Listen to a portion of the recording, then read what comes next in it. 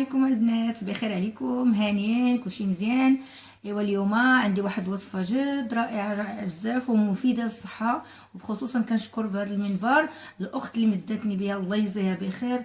وجربتها بالنسبه لي انا شخصيا وعطات نتيجه هائله، لان كنت كنعاني بزاف بالكحه والسعال لدرجه اني فهمتي، لدرجه يعني شي حاجه حاده بزاف بزاف خصوصا بالليل. ولكن من بداتني بها ونصحتني بها استعملتها، والحمد لله غدا اصبحت الحمد لله بخير.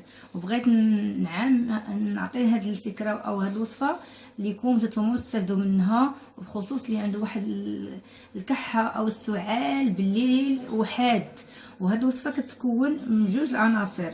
اولا كتكون من الكمون البلدي، كنديروا معلقه من الكمون البلدي وكنزيدوا عليها معلقه من زيت العود، كنخلطوهم بحال هكا.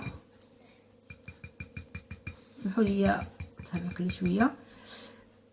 معلقه كنزيدوا معلقه زيت البلدي، كمون البلدي مدقوق مزيان، وكنزيدوا عليها معلقه ديال زيت العود هكا.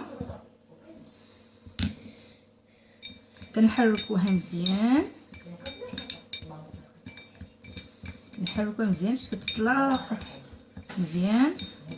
وكنفوقاش الوقيته اللي كنستعملوها حتى كنجيو نعسو، يعني وقيته ملي كنمشيو نعسو كنشدو معلقه هكا وكنتناولوا هاد المعلقه وكنعسو مزيان وكنتغطاو مزيان.